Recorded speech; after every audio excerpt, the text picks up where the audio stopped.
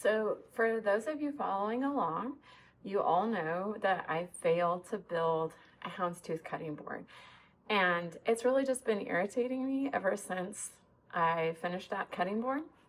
I plan to wait until after the holidays to try it again, but I just feel like it's going to distract me until I get it done.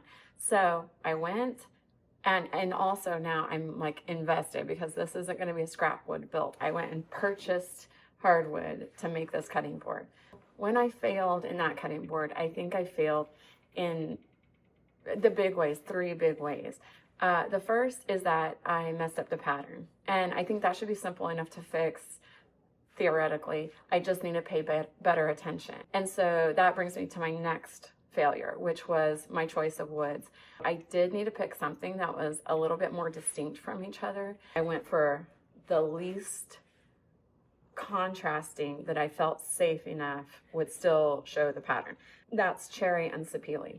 The last way that I failed is I didn't calculate my materials properly. So the board ended up being smaller than I wanted it to. And that kind of like ties back into this character flaw of mine where I don't do well on planning. And some of that's just because like I feel like I don't know. You have a plan, but when does life ever go according to plan? So it kind of feels pointless. Anyway, the last time though, when I did the math on how much I needed, I didn't really calculate the waste on the corners. And that actually ended up being quite a bit. So when you're doing your calculations for this, I would say double it. Like normally on projects, I add in an additional third, for like wood selection and cutting around knots and things like that. But on this one, I would double it. The other thing I'm going to try is some planning. So I'm going to do some math and we're going to figure out what size of board I can make and like the most efficient use of my materials. So in my effort to plan, I went over to my workbench and started drawing things out. And instead of making you listen to me bumble my way through Pythagorean theorem and whatever other nonsense I had going on over there, I just muted myself. And this diagram on your left is what Claude generated for me, which is an AI tool. So my recommendation to you is if you're trying to plan out a project, maybe try AI. Just look at this diagram compared to whatever junk it is that I'm drawing over there. But I will say there are still limitations. I guess like the robots aren't going to be taking over anytime soon because I also asked Claude to try to calculate board feet of material needed to make a certain size cutting board, and it could not do it accurately. After redoing the prompt many times, I never got the right answer on that. So there is still some use for humans, I suppose. What you're watching me do here is joint my material. And they do make machines for this called jointers. And I used to think I really, really wanted one, but I actually don't even know if I do anymore. I have gotten by for many years without one, and it takes up so much room, I'm not even sure it's worth the footprint in my shop. This method of clamping a long level to my fence basically extends my fence, making it very long. And I can joint anything that's shorter than half the length of this level on my table saw.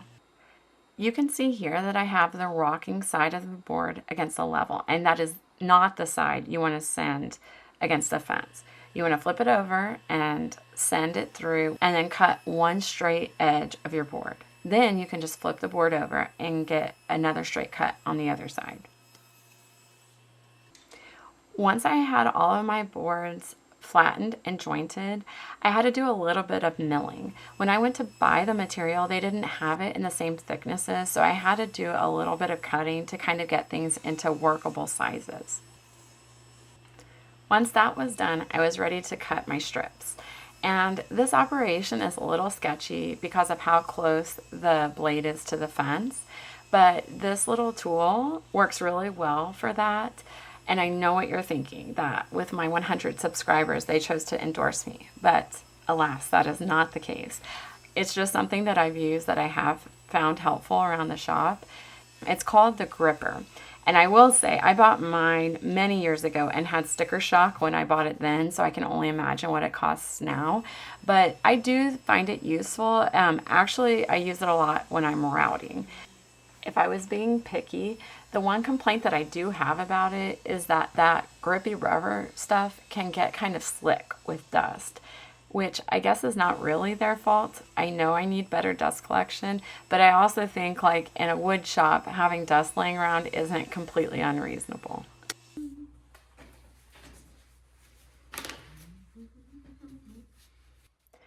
I know before that I said I failed in three major ways, but there were also minor failures along the way last time. And one of them was I made the mistake of trying to glue up all of these strips all at once, and it just got away from me. So this time, before I even started, I just planned to do this in several glue ups. So just a couple of tips on this to make it go a little bit smoother is store your glue bottle upside down while you're working. It actually saves more time than you think, not having to shake the glue down to the bottom every single time you want to use it. And then also find some sort of spreading device that works. This one's not the best, but it's still way faster than doing each strip with my finger. And then the last thing I'll say is that when you're gluing up skinny things like this, you want to have cauls on the sides, to kind of disperse the clamping pressure so that you don't get waves in the strips from the clamps. If you're wondering, did I just pull a fast one on you and switch out some 3/4 inch plywood for 6/4 hardwood? The answer is yes, I did. I did clamp it up with the plywood, but it was too thin. It was thinner than the material that I was actually trying to glue. And so it was putting pressure in just the bottom, and so the top wasn't sealing up properly, so I had to pull a fast one and go grab something else. Now on to everybody's favorite tool, the drum sander. And I'm going to let you in on a little secret, because before I owned one of these things, when I saw it on YouTube videos, I was just dying to have it. But this thing is slow. It does a certain job and it does it well, but it is slow. I don't know why I didn't do this on the planer. I thought that this would be safer because I was really worried about removing too much material at once, but this took forever. I only flattened one side. You only need one straight side to run against your table saw fence. The other side gets cut off almost immediately, so it's not really important that it's straight. I don't know if you can tell though, there is a little gleam in my eye while I'm doing this because I can see right now that this time it's all going to work out. And leaving the drum sander, I go back over to my table saw. And this time I'm going to cut these squares different than I did last time. It was a terrible method, so I went with something else. And my goal was to create like a house shape. So I'm going to cut two of the corners off on the same side. And I wanted them to meet exactly in the middle. So I just ran them through at a 45-degree, and I kept nudging my fence over until they came to an actual point and made a little house. Once I got that dialed in and I was happy with it, then it was just repeat for all of the strips. And if you think I'm editing out the in-betweens just to save you misery and watching something repetitive, you would be wrong.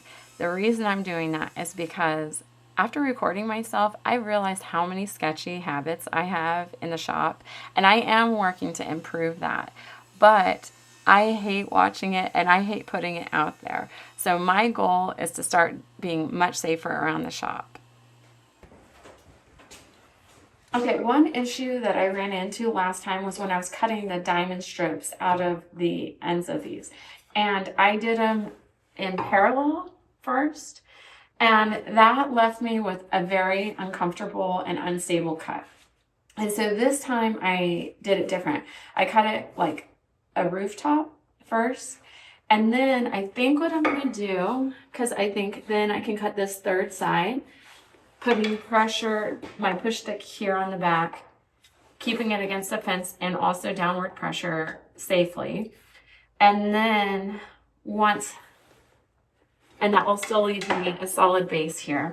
And then once I get those three sides cut, I think I can just rotate it like this and put my blade at 90 and cut that last side. So I think this is going to be a better way of cutting these.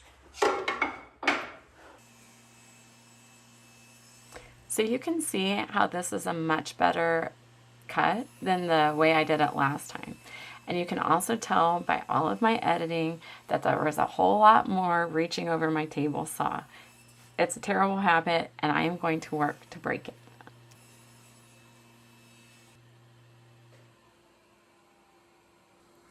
Once the third side was cut, then I used the stick to measure the distance to my fence to make a square. And then I rotated my blade back to 90 degrees and then just ran it through and cut off the last side. I have no idea what I was thinking last time. This was such an improved method.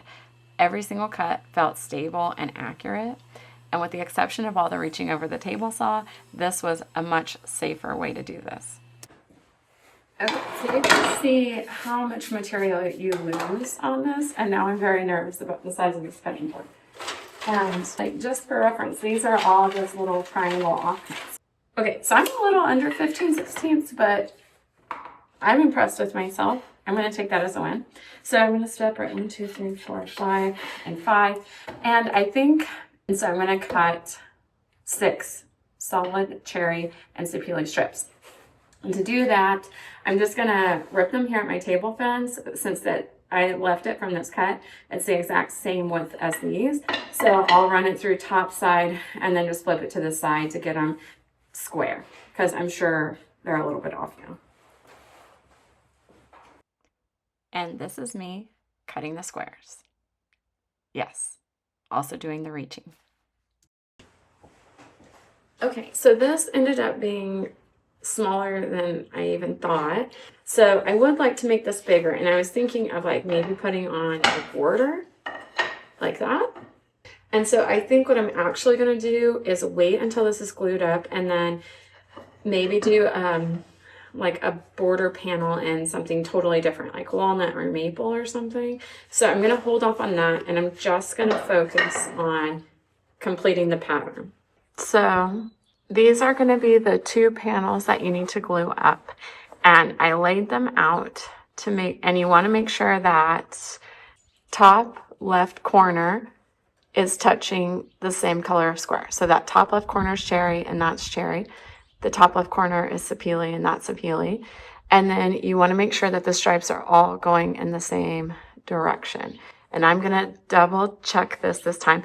And I'm going to put a mark on the top of the board so that way I make sure to get the right side. And then once I actually get these in clamps, I'm going to triple check it to make sure that it's accurate.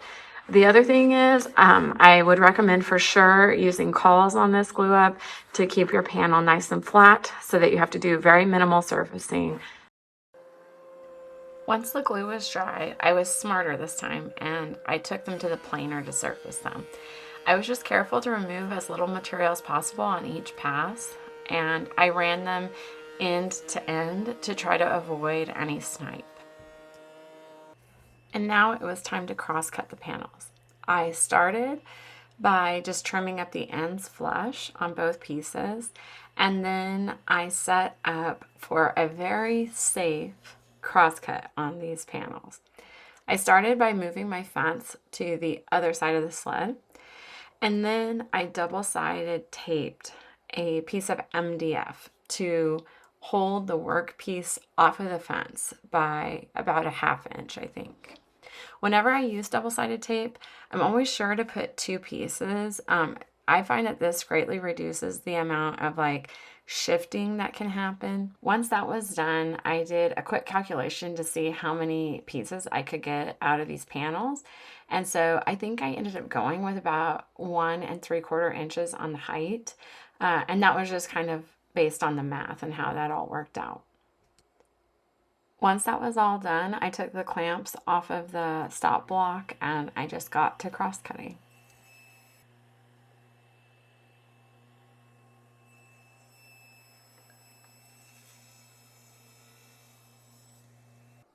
I did run into a problem though. With my shop vac attached, I can't roll my outfeed table all the way up to my table saw, and so these smaller pieces were falling in that crack. So I went ahead and just put some painter's tape there, and it worked to ramp the pieces down to my workbench. And since I did such a good job on safely setting up this cross-cutting operation, I am going to force you to sit through and watch the entire thing. And after all of that hard work, I finally got to see the pattern emerge, and I was so happy with the result. When I do the voiceovers for these videos, I have to decrease the volume on my planer and drum sander videos by a lot.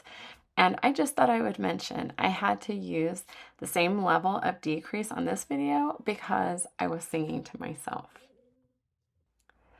And now for what would be your final glue up if you just didn't mess up on the size of the board. The only advice I have for this is just to make sure that everything stays aligned. And whenever I am trying to align something like this, I try to focus on just one line, like the center line. And if you get that lined up correctly, everything else usually kind of falls into place. Now that the main part of the board was in clamps, I started thinking about that border that I wanted to put on it to try to enlarge it. And so what I decided is that I wanted a very thin border around the houndstooth in walnut. And then I was going to beef up the board with a thicker border of sapele.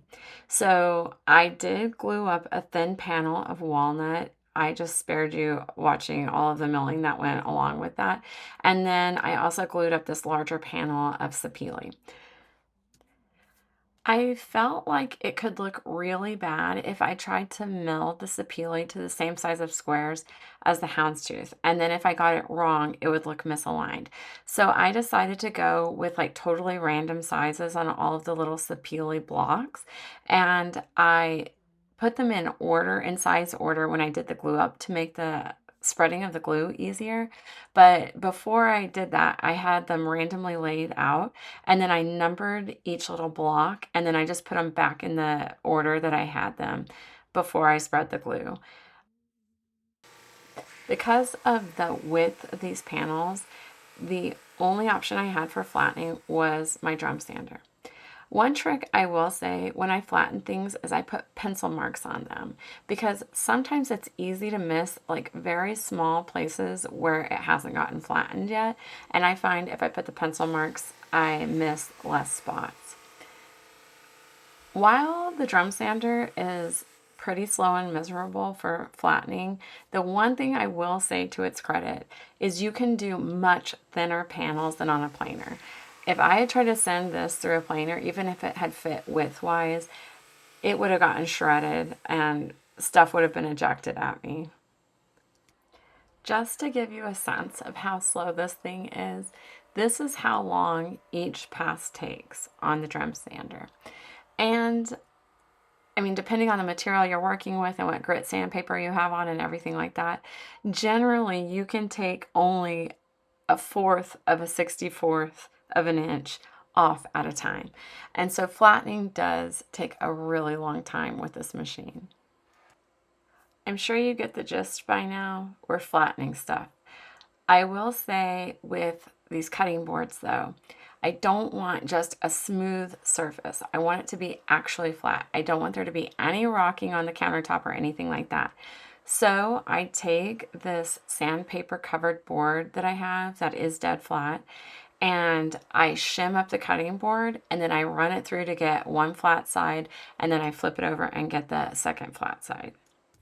Now that the board is flat, I need to clean up the sides so that I can glue the border on. And when I don't have a nice clean side to ride against the fence, I'll double side tape a straight edge onto my workpiece and use that as a guide against the fence. Then you can clean up one side, flip it over, and then clean up the other side. Once that was done, I was ready to start working on the pieces for the border. So I used my crosscut sled to get one clean edge on each of them. And then I used the cutting board itself to measure the size of the pieces that I needed to cut. I wasn't really sure the design I wanted to go with, so I didn't know how many pieces I would need. I just got as many as possible out of each panel. I started by gluing the thin walnut perimeter around the houndstooth center. And I started by gluing the 2 shorter sides, and then I put on the 2 longer sides. You'll notice that when I'm spreading the glue and then attaching them, if you rub the pieces of wood side to side a little bit, I can't explain the physics of this, but it does somehow create like a suction that will kind of hold it in place. This little trick can be helpful when you're short of hands and you're trying to get clamps on. Because these strips were so thin, I probably should have used a caul to disperse the pressure, but I opted instead for the million clamp approach. After a few hours, I took it out of clamps and then took it over to the drum sander to reflatten, and then back to the table saw to clean up all of the edges so I could glue up that second border of sapele. I normally wouldn't recommend moving this quick on resurfacing and everything, but I was under time constraints here. I was trying to get this done in time for our market, and so I needed to let the second border sit overnight to dry. And I felt comfortable doing this in this situation only because I was going to be reapplying the clamping pressure as soon as I got the sapele on. As soon as I laid out the houndstooth pattern, overall I felt this board was just too skinny and long. So I knew I wanted to add more to the width than to the length, but I also needed the border to look proportionate to itself as well. So the next morning I came out and cleaned everything up, and I just didn't like how thin that border was on the ends. So I decided to add another piece of sapele to the ends of the board. I'll spare you watching round 10 on the drum sander and just tell you that I flattened the board. And then I used the double-sided tape with a straight piece of wood trick to straighten up one side, and then I ran that side against my table saw fence to get a cleanup on the other side as well. And while this step is optional, I felt like this cutting board was so fancy, it had to have all of the features. So I decided to route a juice groove into it. I'm using a jig that's from 3x3 Custom, and it's an adjustable juice groove jig. If you're making a lot of cutting boards, I would definitely invest the time in making one. And my biggest recommendation when you're doing this is to take many shallow passes. You're routing into end grain, and tear out is highly likely, and you really just don't want that at this point in the game. Which brings us to routing the finger grooves. I personally hate finger grooves that are on the side of cutting boards. I don't think it provides a very secure grip, especially on cutting boards that are so big and heavy. So I always route mine on the underside of the board. And then to do this, I found that the easiest way is just to use a rabbiting bit combined with like 2 stop blocks clamped to the ends of the board. And as far as depth goes, I'm an average size woman, but I do kind of have carny hands. They're pretty small. And so I route this groove about as deep as one of my fingers. And then I just figure when I put the feet on that provides enough clearance for people who even have bigger size hands to get under the board. And my recommendation when you're doing this is the same as with the juice groove. I would take many shallow passes as opposed to trying to hog it all out at one time. To me, with anything involving hand sanding, an ounce of prevention is worth a pound of cure. Now, mounting the feet. Again, this is optional, but I do feel like it really makes your board look nice. And I opted to upgrade to these brass feet. And so when I mount my feet, I like to do it before I profile the board so I have a nice crisp edge to measure off of. And I just set it in place where I think it looks nice. I use my combination square to get that measurement, and then I transfer it to all 4 corners of the board. And then before I pre-drill, I do just confirm that on a scrap that it's going to be the right size hole for the screw. And then I use a piece of blue tape to measure off my depth and just go around the board and pre-drill all the holes for the feet. So now it's time to profile the board. I went with a small roundover on this one because I wanted the board to still look as thick as possible, even though it was a little bit under 2 inches, which is what I think is the ideal size for a cutting board. The one piece of advice that I do have when you're doing this is to profile the edges of your board first and then come back and do the corners last. You almost always will get tear out along the corners, and then this way the router will take care of most of that for you. and a big sigh, because inevitably, despite your best efforts, you are going to have to do some hand sanding. Luckily, the sapele cleaned up pretty easily. The burn marks didn't take too much to get rid of, but if you're working on something like maple, it is just awful. So I have these little profiling tools, and I use them all the time when I'm doing cutting boards. They're really convenient. They come in several shapes, like pointed or round. And so I just use those and wrap old sandpaper around them and sand until all the imperfections are gone. So now it's time for finish sanding. I haven't gone into too much detail about finish sanding just because I feel like it's a topic that has plenty of coverage. So if you're interested, I would just suggest going on YouTube and looking up how to do proper finish sanding. But the broad strokes are that you want to move evenly across the surface of your workpiece. If you have some imperfection that you need to get rid of, don't sit and hover in that one spot. Move across the entire surface over and over and over again until that imperfection is gone, so that you remove material evenly and keep your surface flat. You also don't want to rush through this. You want to move at about 1 inch per second, which I know seems tediously slow, but the orbiting of your sander is what's actually doing the work. So even if you're moving that sander really quick across your workpiece, you're not sanding any faster. And then the other thing I will say that is a big game changer is if you have proper dust collection. This helps prevent the sandpaper from loading with sawdust, and so it keeps it effective for longer. And then the last thing I'll say, and again, me with my 100 followers, nobody is paying me for this. It's just, I've tried lots of different kinds of sandpaper, and the one that I only use now is this 3M Cubitron sandpaper. It's more like a sanding net than paper, so it allows for really good dust collection, and it works really, really fast. It doesn't leave any pigtails behind. That's a problem I've had with sandpaper in the past, even expensive brands.